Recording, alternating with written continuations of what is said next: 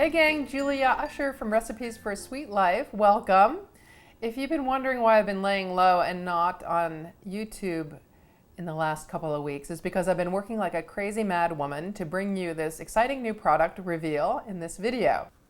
As you may recall, about this time last year I launched a stencil line with the company Stencil Ease, and they were layered cookie stencils. Many of the cookies in front of you were made with them.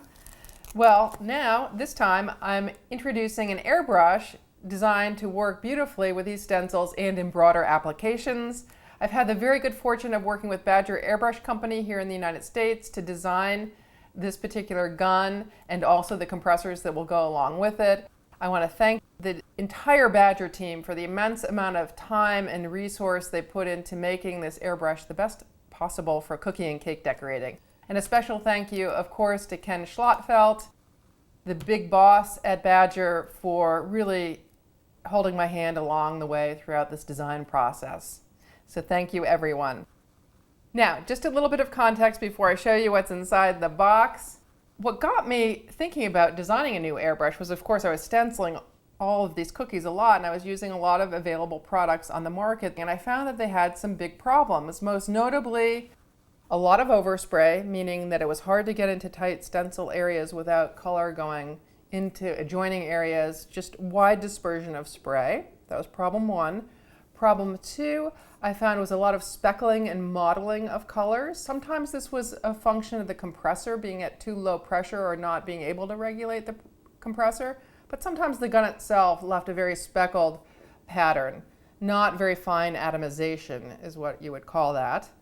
And then problem number three was ease of cleaning. A lot of them were super complicated and people were advocating for taking the gun completely apart. I've got a whole nother video that's going to accompany this one that shows how to clean my gun and how you can do it with virtually no disassembly. And the fourth problem I found was that most of the guns designed for cookie and cake decorating came with very small cups, to the point that I was often spilling coloring a lot. I operated at a 90-degree angle to the cookie, and it's very easy with a few drops of food coloring, even in those cups, for it to spill out. Conversely, mine has a much larger cup, which also makes it amenable for larger production runs, as well as hobby use. It eliminates a lot of the sputtering and spattering problems that people tend to get with use of metallics and whites that tend to clog the gun. This is designed to work with all mediums, both regular food coloring whites and metallics. So those were some of the issues I saw when I got into this, and that's what really stimulated me to design this new product. I will also say, as context, that I've got a great deal of confidence in what I'm about to show you and what we've done here, because I've spent countless hours with the Badger team designing this product, and I've tested almost every cookie and cake decorating airbrush out there that's marketed as such, or at least versions that are very similar to them. So I've had exposure to a lot of competitive products. Internally within Badger, we probably custom designed at least 15 to 20 different guns with various feature combinations until I fine-tuned it to the point that I had something that I really thought was optimal for what I'm trying to do with cookie decorating. And then lastly, on the compressor side, which I'm not going to talk much about today, we probably tested 50 or so different compressors in order to define a range of compressors that would work well both for hobby or lesser use and also for really high production use. But again, today we'll be focused primarily on the gun.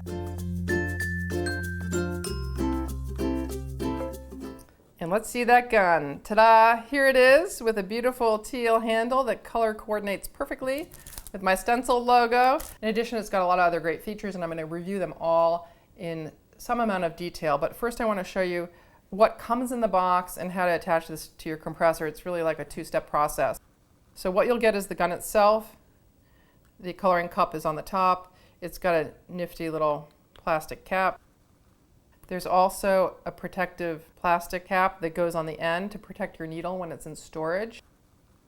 And then if you're wondering what's in this little vial, it's actually what's called a quick connect adapter. And this allows you to hook up your hose to multiple different compressors or to swap out airbrushes really, really quickly if you're doing production mode airbrushing and you've got multiple colors and you want to get that gun in and out of the hose without having to unscrew a lot. This is beautiful for that. So here's the adapter, And all you have to do is take it out of the cup and screw it onto this piece. And you do that once, and you never have to unscrew it again.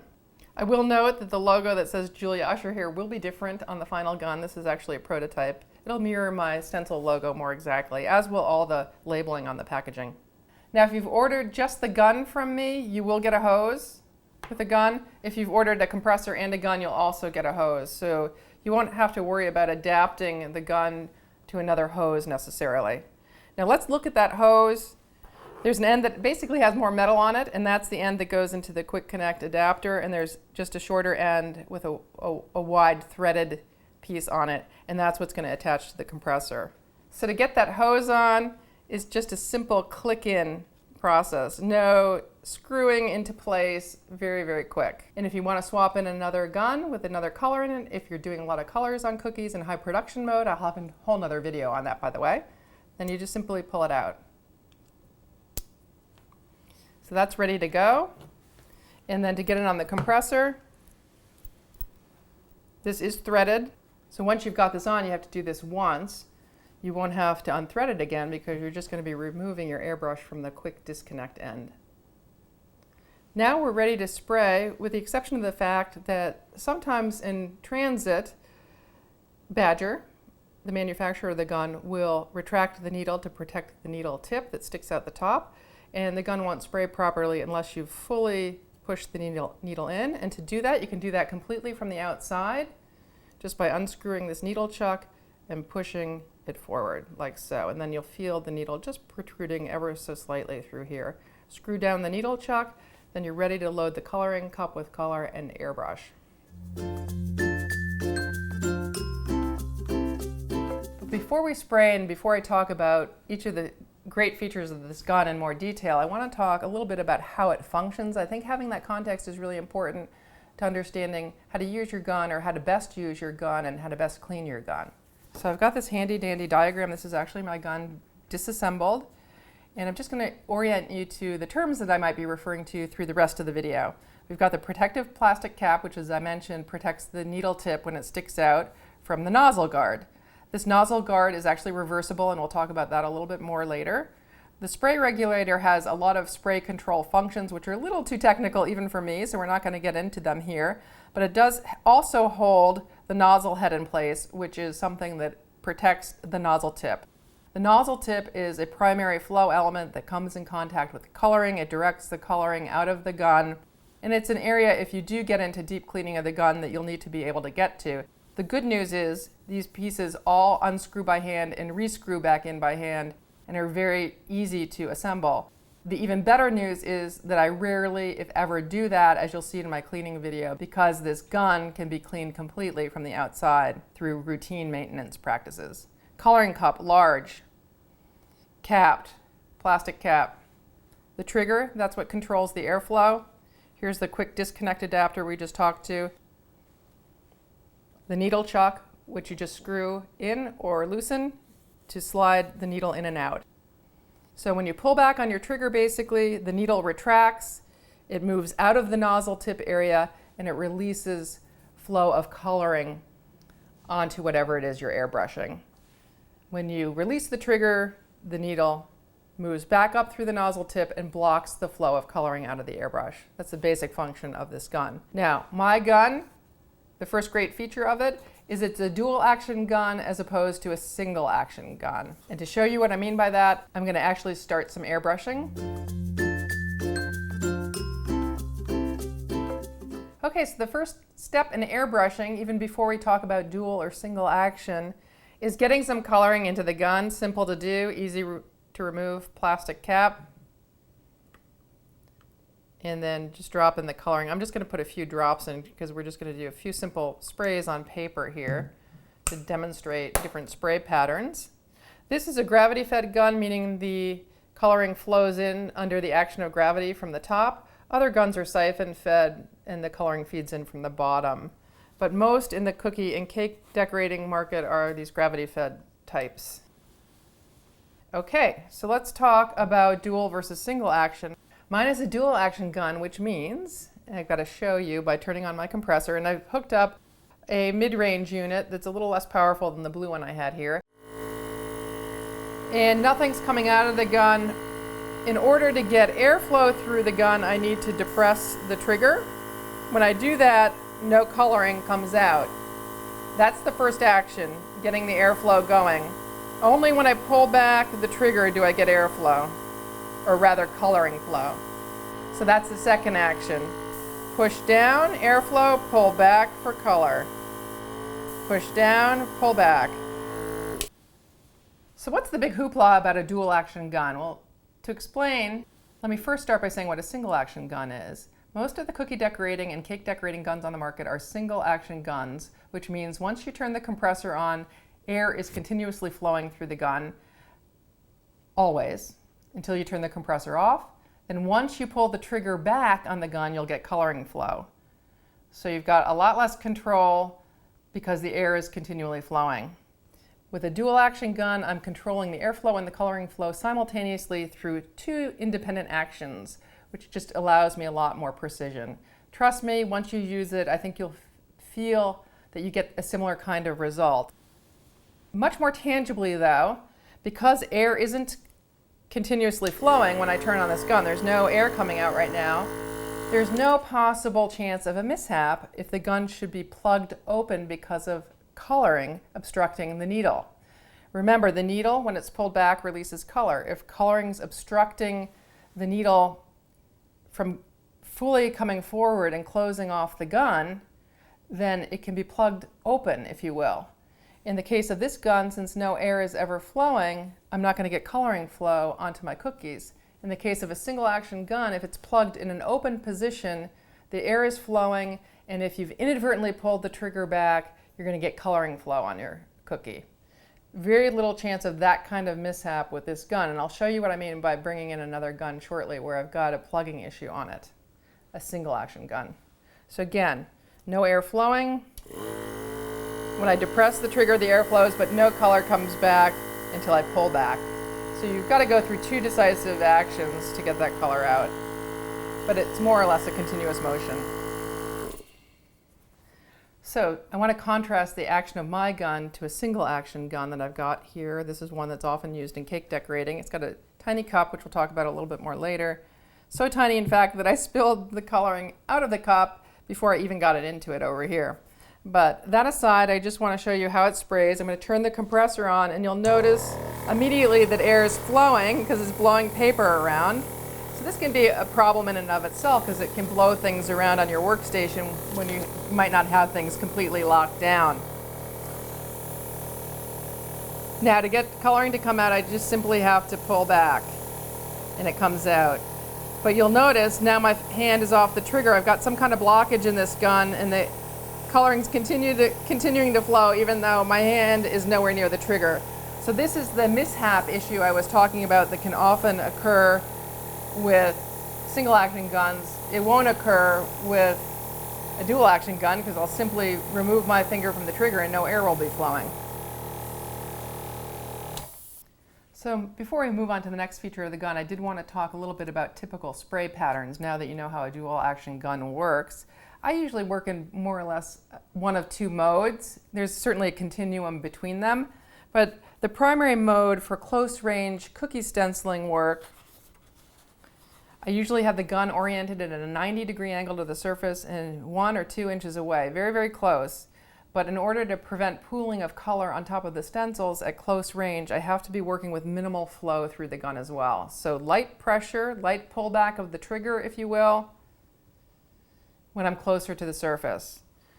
And this gets very focal coverage into very tiny places. Mode 2, which I call my wide swath coverage, if I want more broad and even coverage, then I'll spray at a greater distance, maybe a few, maybe 4 or 5 inches even away, and that'll create a more diffuse spray by the time it hits the surface. As you can see, the spray sort of radiates out, so the closer you are, the more focal it is, the further away you catch it when it's got more dispersion. In this case, if I'm trying to cover a wide swath, I'll often increase the flow by pulling back on the trigger or by increasing the pressure on my compressor, either or both, depending on how much coverage I need. But more often with my stenciling work, I'm working in this close range detail mode, mode number 1. So let me show you what that's like on paper. We're just going to stencil through one of my background stencils. This is from an Easter set. It's not particularly timely, but it's colorful, or it will be nonetheless. Now I'm going to show you the close range detail mode of spraying, where I'm very close and I have a light touch pressure pullback on the gun. Typically I like to operate at least 15 to 18 psi on the compressor. Some compressors don't have pressure gauges on them, which makes it hard to find that sweet spot. But if you have a variable control dial, you can easily tune into that with a little trial and error. If you operate at pressures underneath that, this is true of any gun, you'll get more speckling or spotting kind of characteristic, and as you increase your pressure, you'll get a more even spray. But some guns are inherently better designed and have finer spray anyway, and we'll get to that in a much later point. So close range, light touch, I can get kind of almost down to a pinprick of coloring the closer I get. Pushing down lighter, I can get a really nice pinprick of color. And as I push down harder, I get more accumulation of coloring. And this is what you want to avoid when you're really close in on a stencil, is getting so much that you get pooling of color. So you want to be operating with a really light touch that allows you to get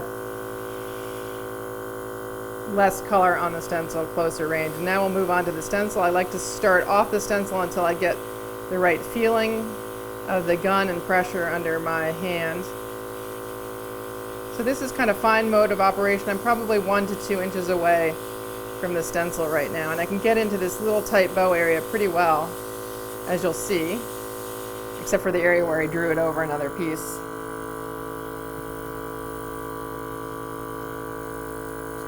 So that's typical close range work. I dragged the airbrush over this mistakenly, but you can see the tight control I have within that range.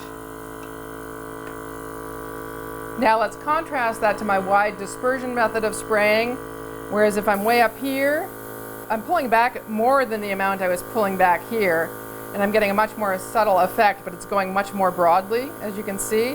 And as I pull back even more, almost all the way back now, I'm getting much more color applied at any one point in time in a much more even coverage. So close range, I'm hardly pulling back. The range of my trigger goes all the way back here. I'm operating very close to the front end for close range work. Oops. Very close to the front end for close range work. And depending on how much coverage I want, in the wide swath mode, I may pull even all the way back. So now I want to talk about atomization and overspray and how my gun is distinguished in those two attributes as well. By atomization, I mean the fineness or evenness of the spray, and I think the best proof that my gun does that is just looking at some sample cookies that I stenciled. Wherever you see coloring, the spray is very uniform. There's no speckling going on. Now, as I mentioned earlier in the last little segment here, if you see speckling on any gun, part of that could be you're operating at too low of an air pressure and you have to find your pressure sweet spot. Let me demonstrate that on my gun. Normal operating pressure. Really even spray. Now if I take it down,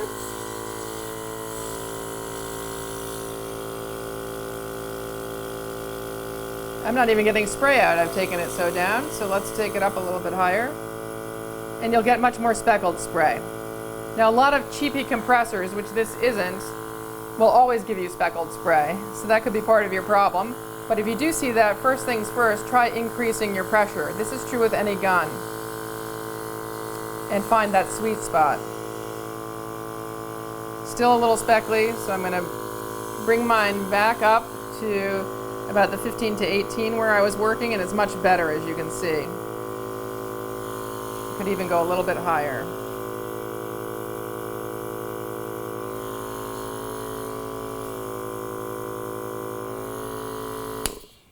Now, that all being said, even though all guns perform similarly under low pressure, not so well, some guns perform much better at that sweet spot or at better than that sweet spot.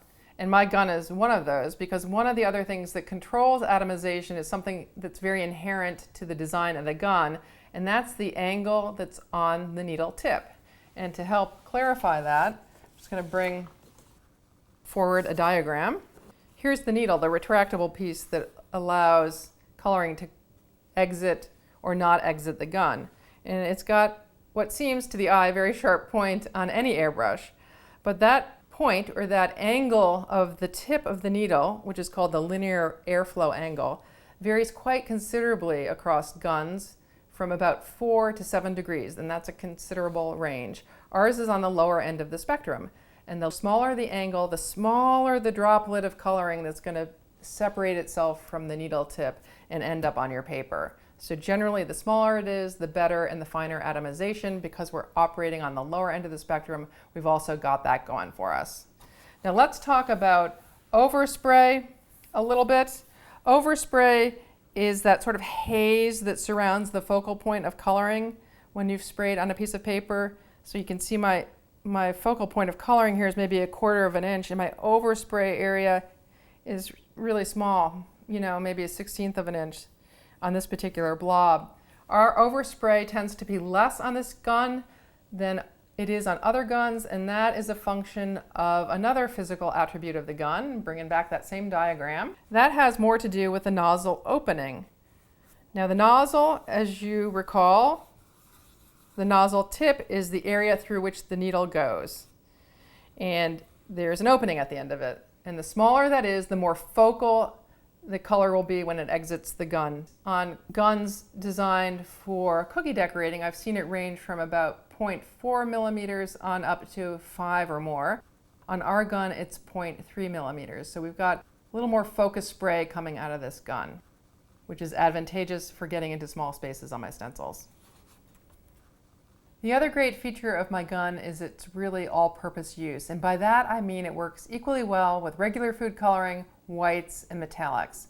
Now, almost anybody who's ever airbrushed a cookie or a cake with white or gold or some other metallic knows that those two things have a propensity to clog airbrushes, and that's because they have larger particulate matter in them. You'll often see the larger, heavier stuff settle to the bottom, and you have to give them a good shake to even get them ready for airbrushing, whereas with regular food coloring you don't need to do that. And as you remember, there's a limited opening, the nozzle tip opening, through which coloring can get through, and if you have big particulate matter trying to get through there, it just sort of gets jammed in there and is prone to plugging.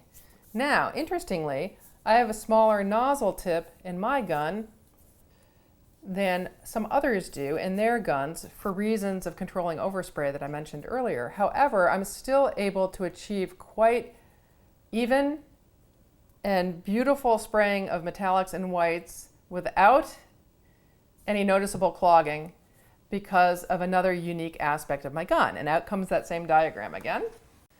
It's not simply the nozzle opening that determines how much coloring can get out of the gun. A lot also has to do with the curvature of the nozzle tip, this outer portion of the nozzle, whether it's convex or concave. And ours is configured in such a way, basically it creates a vacuum that draws stuff out of the gun more forcefully. And it's that unique configuration of both nozzle opening and nozzle tip curvature, that entire configuration, that really determines what comes out of the gun. So the fact that I have a smaller nozzle opening doesn't mean that it's not going to pass metallics, because it absolutely does, and I'm going to demonstrate that on a cookie. Now, interestingly, some cookie decorators will sell two versions of a gun, one designed for one use with regular food coloring and another for metallics and whites. I love the fact that you can use mine with either. So I've got some gold coloring already in here. Another advantage of the large cap, which I'm going to be talking about later, is that it's big enough that I can give things a swirl in here. I can custom mix colors in the cup. I've got gold in there now. I'm just giving it a swirl to make sure that if it's settled out, it's well mixed before I start spraying with it. And I've got my gun set at my normal operating pressure, which is about 15 to 18 psi. And we're going to actually stencil through that same Easter stencil we used earlier, just to show you it working. I'll do a part of the cookie, not all of it.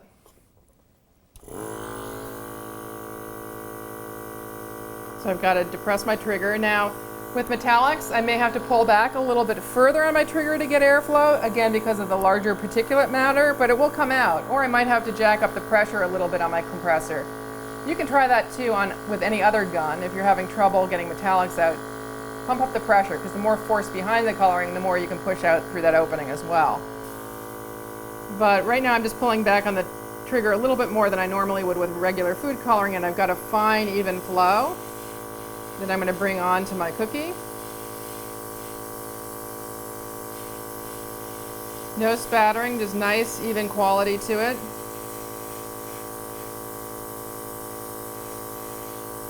I'm just going to finish out this pussy willow and show you the result.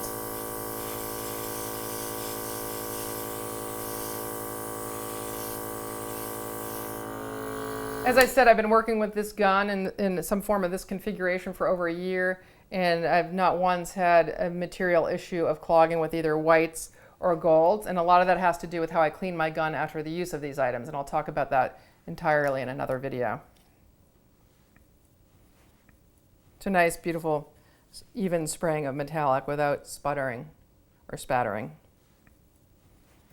I've already extolled the virtues of the large coloring cup on my gun at least a few times in this video, most recently when I talked about how I swirled metallics in it to kind of mix up the metallics to make sure nothing had settled out before spraying. I also custom mixed colors in it. But I think the biggest and greatest benefit of it is when it comes to doing more than a couple of cookies, I can load more color in there without threat of it spilling out, even without the cap on it. So just to demonstrate that, this is my gun. Capped, of course, nothing's going to come out, but let's uncap it for the sake of demonstration. I've got 6 drops of pink food coloring in here, and as I said, I normally spray at a 90-degree angle to my cookies, especially when I'm stenciling. And as you can see, I'm really at very little risk of that coloring coming out. It's coming close to the top, but the risk of spillage is pretty minimal. And of course, I always operate with my cap, which is super easy to put on and pull off, this plastic cap. Other metal caps on some guns are much more difficult to take on and off. Just to demonstrate, I've got another gun here, metal cap. It pulls out, I think, but you know, you have to do it with some force, and that alone can disrupt the food coloring in there and splatter it all over a cookie or all over your work surface. So I much prefer the large cup and also my easy to remove plastic cap. But just to demonstrate again how the kind of the precarious aspect of doing production run stuff with small cups, you know, not even production run. I've got 6 drops of food coloring in here. That's not a ton of cookies if you're using a lot of airbrush coloring on one cookie.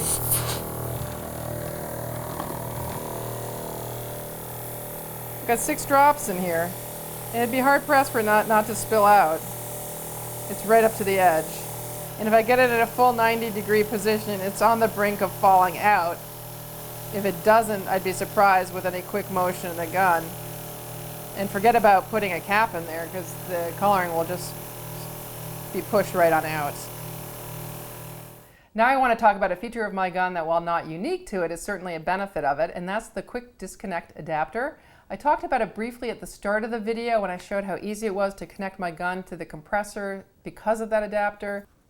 As I said, it's not unique to my gun. Some cookie guns out there have it, many do not, but mine does, and I do consider it an extreme benefit. The primary benefit comes when dealing with multiple colors, as I often do when working with my cookie stencils. It allows me to set up separate guns with different colors and just quickly disconnect one and reconnect another and continue my airbrushing almost without hesitation. So let me just demonstrate that quickly. I've got pink in one of my guns already. Just suppose I'm spraying it and I'm done airbrushing with that spraying process and I want to swap in black. All I do is turn off the compressor, pull this out, put it back in its holder. Alternatively, if you want to really protect the needle in your gun, you can put your gun in backwards into the holder, and I often recommend that because the needle does protrude a little bit. Or you can lie it down on the counter, which just demonstrates another huge benefit of the cap on my gun. I can lie it down on the counter with anything spilling out. There's still coloring in there. I can turn it upside down. Nothing spills out. This gun too has been sitting on the counter. It's filled with black. I can turn it upside down, shake it. It's not going to fall out. It has also been adapted with the adapter, just a simple screw-on technique, as I showed earlier. And now I just have to clip it in, turn on my compressor, take the protective guard off, and I'm ready to spray. So it's really that easy. One of the greatest features of the gun, if not the greatest, is its ease of cleaning. It's so great, in fact, that I've dedicated a complete another video to it, which you can see next week. The gun, in order to be cleaned, requires absolutely no disassembly if you follow my routine maintenance steps in that video. All they call for is a little bit of alcohol, cheap vodka, and a couple of cleaning implements. Makeup pads and little makeup Q-tips also come in handy. It can be cleaned completely from the outside without disassembling it in any way. For deeper cleaning, all it requires is a simple unscrewing of the needle chuck to remove the needle to wipe it down, and I'll demonstrate that in the video. If you really want to go crazy, or if your gun has been plugged because you haven't followed my routine maintenance procedures, then you just need to unscrew 4 parts, all by hand, no tools. There's no little wrench in my kit. It doesn't come with it because you don't need it. And you can clean out the front end of the gun. And again, that'll be shown in that video. Now, as for the other 3 features, I want to point out before I take this apart and put it to bed, the hose, it's clear. Most cookie gun hoses are not clear. I love this because I can tell if condensation is building in my line. Now, condensation will build in your line under a couple of circumstances. One, if you're doing a lot of airbrushing and using a heavy-duty compressor, the compressor can heat up. That hot air will condense as it hits the cool line, and you'll get little droplets of water here. And that's disastrous because if the droplet of water comes out the gun, it ruins what you're working on. Likewise, that can happen if you're airbrushing under really humid circumstances. So recently I was airbrushing in Florida all day, 24/7, and I got a lot of condensation in the line. The good news is we also sell an optional moisture trap, which just screws in at the bottom of the quick connect area to trap that moisture, so you don't have to worry about it building. But if you don't have it in the line and you see it and you don't have the moisture trap, you know you need to connect a new line before you continue airbrushing. One other point, the quick disconnect. I talked about the ease of connecting and disconnecting. I also love the fact that it's got some length to it. It's 2 to 3 inches long. That just gives me a little bit more to hold on to, a little more stability than holding on to a really floppy hose. So that's an advantage. Another advantage is it's not solidly chrome. The two-tone colors not only tie into my logo, but this piece here is a lot more lightweight than chrome. So this gun is a little bit bottom weighted, meaning weighted towards where I'm airbrushing, which just is ergonomically more comfortable for me. It's dropping in the direction it needs to drop naturally because it's a little bit heavier at the bottom. But the overall gun is lighter than most other guns out there, so you're not going to get fatigue if you're airbrushing a lot with the gun. And one of the last features that I want to point out is the nozzle guard at the end. It's actually reversible. I often operate it with it in this mode where it's kind of flared out at the end because that really protects the needle. And I feel like I have adequate view of what I'm airbrushing even with it in that mode, and even with the large cup because I'm often viewing down at an angle at the gun. However, if you feel like you want to increase your visibility into the needle, you can take it off and airbrush completely without it. Or you can reverse it and give your needle tip a little more protection, but not completely, and still see the exposure of the needle tip for complete view of what you're doing. But as I said, I usually operate the other way, and all these pieces at the end are designed to be hand threaded without tools. As you can see, they easily come on and off, though I do like to do that over paper or paper towel or bubble wrap, so if they do drop, they don't bounce all over the place. I'm just going to rethread it into the position that I like to keep it. And then when we're ready to put this away, all I do is loosen the needle chuck. I retract the needle tip a little bit so it's not protruding out, just as an extra safeguard. Lock it down, take the handy protective plastic cap, another nice feature of the gun that not all guns have. Stick it on there, do the quick disconnect, and place that back into its box. I leave the quick disconnect on because I use it all the time. If not, we've got a handy little container for it in here as well. So that completes the review of all the great new features of my new airbrush. I hope you love it as much as I do. It will be available online in numerous places. You can find links to those places in the video description. I also encourage you to check out next week's video, which will revolutionize your thinking about cleaning airbrushes. Remember, no dismantling required with this gun. Till next video, live sweetly.